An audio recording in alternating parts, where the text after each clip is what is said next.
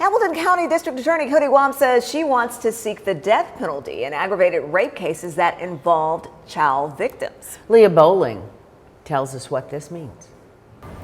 In July of 2024, a Tennessee law went into effect that allows prosecutors to seek the death penalty for those convicted of rape of a child. Hamilton County District Attorney Coty Wamp says lawmakers did this as a direct challenge to Supreme Court rulings in the past.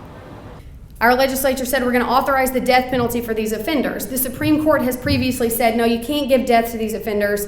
The punishment doesn't fit the crime. Wamp says she respects our courts deeply, but she doesn't agree. I do think that punishment fits that crime, but our legislature, not surprising to a lot of us, said we're going to buck the system. Some other states have done it as well, and we'll take this all the way up to the Supreme Court again if we have to. One recent case in Hamilton County involves Stephen Rappaport of Signal Mountain, who is charged with aggravated rape of a child, aggravated sexual battery, and more.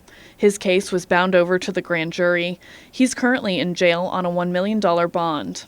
Another involves James Melvin Grant of Soddy Daisy, who's charged with continuous sexual abuse of a minor, aggravated rape of a child, aggravated sexual battery, and more. Grant appeared in court on Friday morning. His date was then moved to March 31st. He's currently out of jail on bond. There is no punishment that is harsh enough.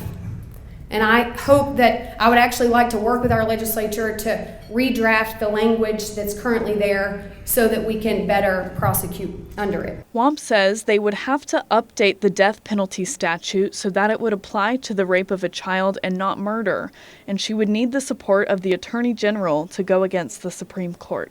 If our Attorney General will back me and support me and argue for me, I would love almost nothing more in this office than to seek death for an aggravated child rapist.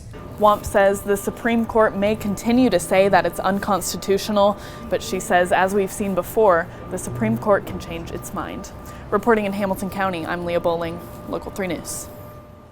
In Georgia, the death penalty is not applicable for the crime of child sexual abuse. The state's capital punishment statutes primarily focus on offenses like murder, rape, and kidnapping, with specific aggravated circumstances outlined in Georgia code.